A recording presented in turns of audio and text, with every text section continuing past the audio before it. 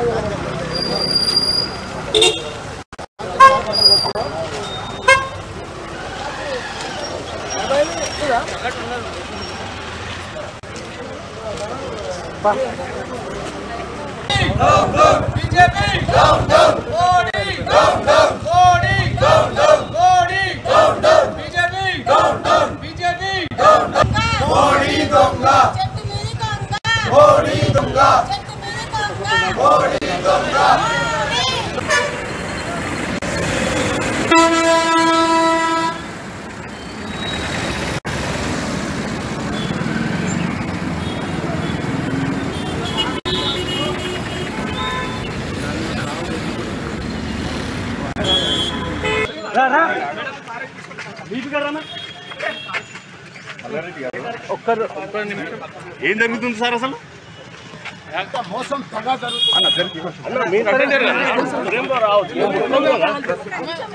మేమంతా కాలేజీలో పేద పిల్లలకు మనం చదువు అందిస్తున్నాము.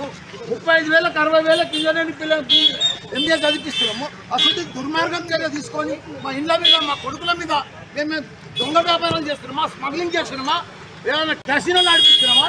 దుర్మార్గం బీజేపీ ప్రభుత్వం. ఇంతమంది ఇన్కమ్ ట్యాక్స్ వాళ్ళని 200 మంది పంపించి మా ఇండ్ల మీద, మా కొడుకుల మీద ఇంత దౌర్జన్యం చేస్తుంది. ఇంత దుర్మార్గమా?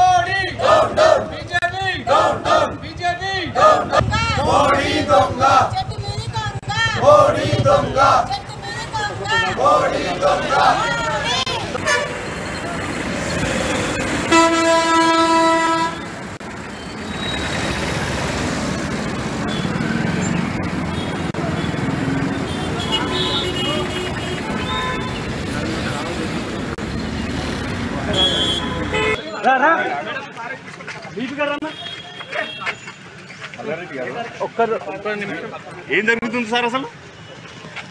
మోసం తగా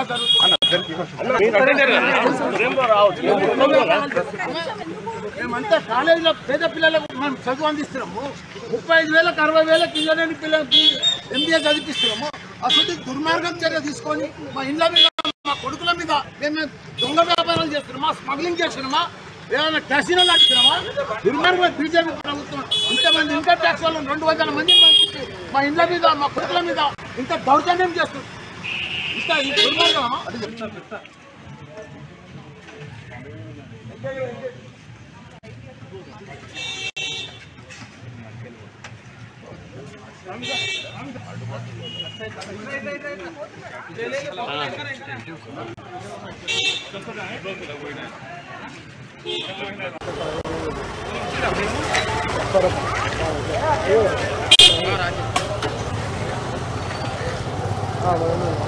అధ్యక్ష అందరూ పెట్టాలి.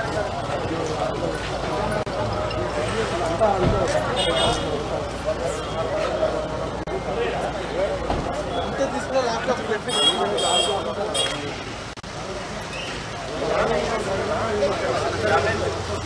లేబర్ తీసుకున్న ల్యాప్టాప్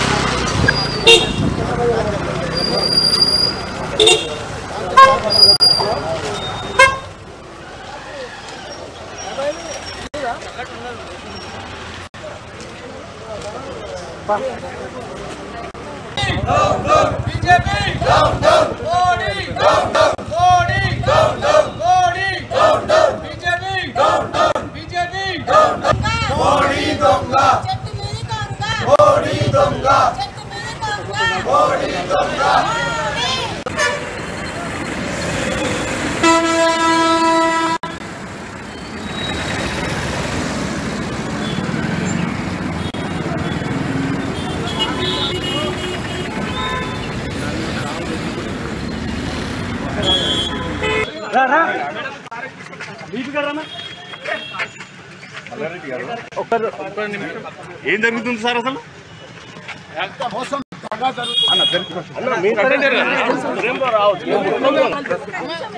మేమంతా కాలేజీలో పేద పిల్లలకు మనం చదువు అందిస్తున్నాము. 35,000 60,000 ఇంజనీరింగ్ పిల్లలకి MBA చదివిస్తున్నాము. అసలు దుర్మార్గం చర్య తీసుకొని మా ఇండ్ల మీద మా కొడుకుల మీద మేము దొంగ వ్యాపారాలు చేస్తున్నామా, స్మగ్లింగ్ చేస్తున్నామా, ఏమైనా క్యాసినోలు ఆడిపిస్తున్నామా? దుర్మార్గం బీజేపీ ప్రభుత్వం ఇంతమంది ఇన్కమ్ ట్యాక్స్ వాళ్ళని 200 మంది మా ఇండ్ల మీద మా కొడుకుల మీద ఇంత దౌర్జన్యం చేస్తుంది. ఇంత దుర్మార్గమా?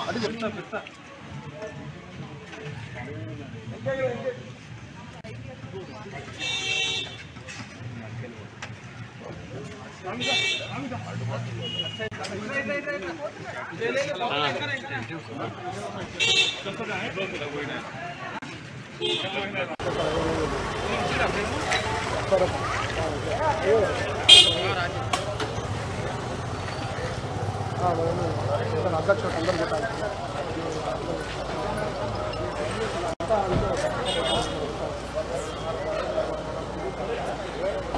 అంతే తీసుకున్న ల్యాప్టాప్ పెట్టి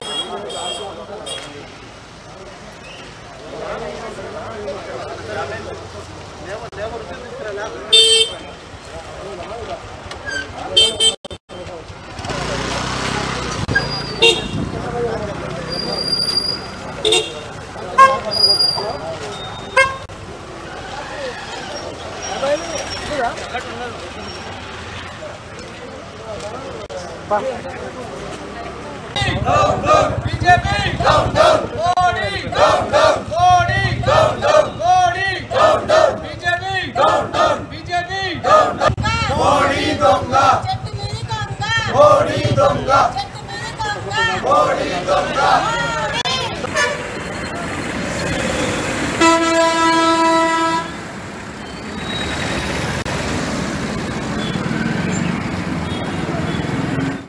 స్థానిక వార్తలకు పెద్ద